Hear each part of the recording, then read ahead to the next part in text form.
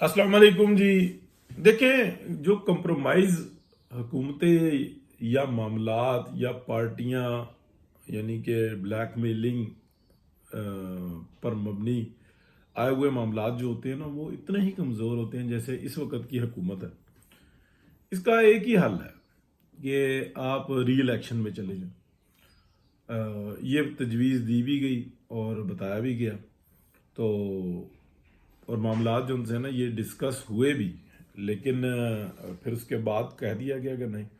शहबाज शरीफ साहब हैं और वो बैठे हुए हैं, उन्होंने शौक़ वज़ारत उज़्मा में ये सारा जो उनसे ना खेल रचा है, जिसके बारे में मैं तो डजन्स ऑफ टाइम जो उनसे ना पहले से बता चुका। तो अब नहीं है, हालांकि 100 दिन की हुकूमत हो तो आप ऐलान कर दें कि जी ठीक है, ये जो मामलात चल रहे हैं हम मैं असम्बली तोड़ रहा हूँ, जनरल असम्बली कौमी असम्बली, पंजाब असम्बली उसके बाद टूट जाए क्योंकि के और इस बुनियाद पर टूटे कि जी फेडरल की असम्बली टूट गया, लिहाजा हम भी तोड़ रहे हैं।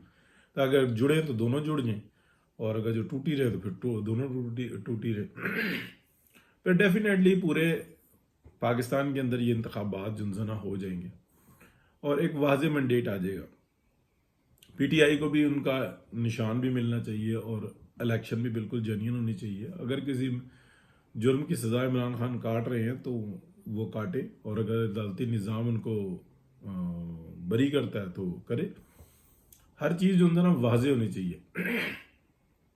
देखें, ये जो असम्बली है ना, मैं बिल्कुल वजाहत से बहुत दफ़ा कह चुका, ये बात शुरू करके और फिर अगली बात पे आते कि देख लिया कि इलेक्शन हार गए हैं, इमरान खान जीत गए हैं, और इमरान खान जीत इस तरह से गए हैं कि बाकायदा स्टैब्लिशमेंट में उन स्टैब्लिशमेंट ने पूरी ताकत के साथ, पूरे प्रोग्राम के साथ उनको हीरो बनाया, उनको मजलूम बनाया और पूरा इंतज़ामी सपोर्ट दी, और फिर उसके बाद इतनी सपोर्ट दी कि उनको जिता दिया, वाज़ेह अक्सरियत से जिता दिया। फिर उसके बाद जो ना बताया कि अब हम तुम्हारे ऊपर एहसान का जूता चढ़ाने लगे हैं, गले में डालने लगे। और जो अपना नुमाइंदा था शहबाज शरीफ, उसकी सहूलतकारी के लिए पिंडी, इस्लामाबाद और आगे पीछे से ये गंदे अंडे शामिल किए। अब वो गर्दन नीची करके और बेगैरतों की तरह से असम्बलियों में घुसे हुए हैं, हमारे साथी हैं, भाई हैं, यानी कि काणे हो गए। शहबाज शरीफ साहब को तो शर्म आती नहीं है कि मैंने पीएमएलएन के साथ क्या किया हुआ है अपने शौक के अंदर।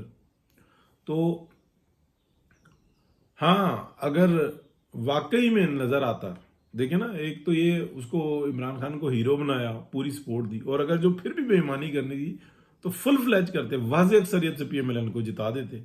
लेकिन नुमाइंदा अपना बिठाना था, जलील करना ही मकसद था, तो उन्होंने वही काम किया कि अब शहबाज शरीफ आएगा और हम ये काम करेंगे। हालांकि पूरा सिस्टम इस तरह से क्लैप्स कर रहा है।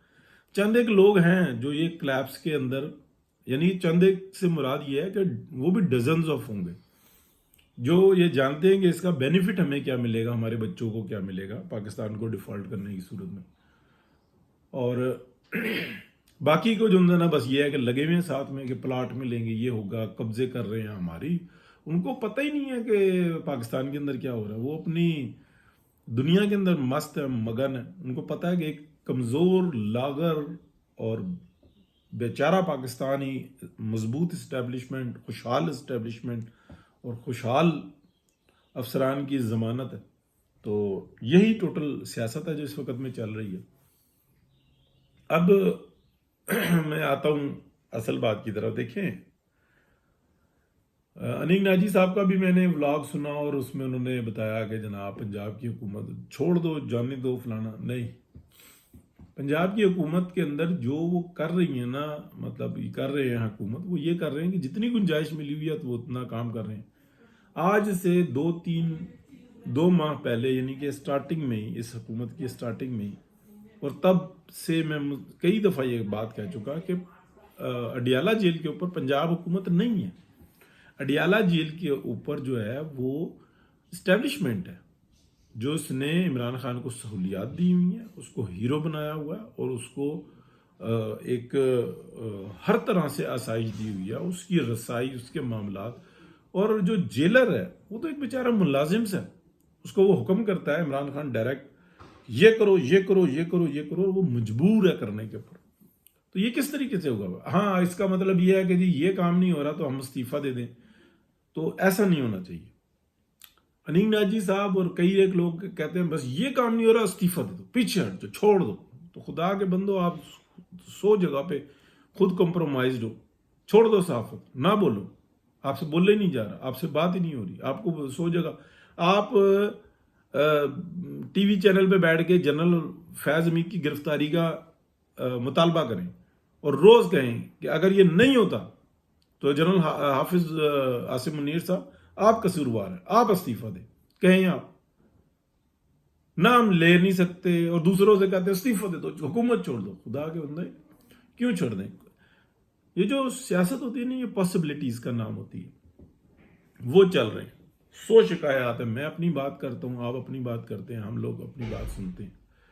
دیکھیں پاکستان کے اندر جو صورتحال اس وقت میں بنی ہوئی ہے نا، یعنی کہ ایک عذاب کا سامنا. ظاہراً حکومت کے ہر الزام کو جو نا ذلیل کرنے کے لیے پی ایم ایل این کو، شہباز شریف صاحب کو آگے کر دیا. رشتوں کو آپ دیکھیں تقدس کس طریقے سے پامال کیا. میاں نواز شریف کے سامنے ان کے بھائی کو کھڑا کر دیا. میاں نواز شریف ایک ذلیل آدمی کی بیٹھ بیٹھ کے جو نا ہر پروگرام کے اندر تعریفیں کرتے ہیں، جو کہ ان کا سگا بھائی ہے، اور وہ بتاتے ہیں کہ شہباز شریف صاحب بڑی محنت کر رہے ہیں، یہ کر رہے ہیں، وہ کر رہے ہیں. دل رو رہا ہو جو مرضی، وارداتی ہے. جائے باہر نکلے پتہ لگ جائے گا ان کو کہ ان کی حیثیت کیا. لیکن میاں صاحب کو پتہ ہے کہ کس طریقے سے ٹریپ کرنا. کیا دنیا کے اندر جو قومیں ترقی کرتی ہیں، وہ ان کے جو ڈپارٹمنٹس ہوتے ہیں وہ یہ کام کرتے ہیں کہ اگست سے شروع کیا 2021 سے کہ میاں نواز شریف کو کیسے گھیر کے واپس لانا ہے. سپٹمبر میں معاملات کیے، پھر اکتوبر نومبر دسمبر کے اندر جو نا گو ہیڈ ہو گیا. میاں نواز شریف نے کہا میں واپس آتا ہوں.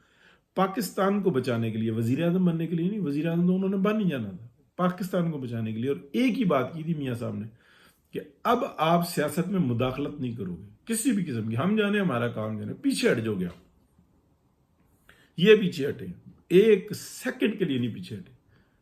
پھر وہ آئے جناب ایک D G I S I صاحب، انہوں نے بیٹھ کے بتایا کہ ہم نے سیاست سے توبہ کر لیا، اگلے 12-15 سال جن لوگوں نے آنا ہے سب کا فیصلہ ہے سیاست میں. یہ ہے بیان. اس دن وہ جھوٹی پریس کانفرنس کر رہے تھے، اس سے ایک دن پہلے اور اس کے ایک دن بعد، جن کی گواہیاں سابق وزیر اعظم اور سابق آرمی چیف نے دی کہ کس طریقے سے ملاقاتیں ہو رہی تھی، باتیں ہو رہی تھی، سب کچھ ہو رہا تھا.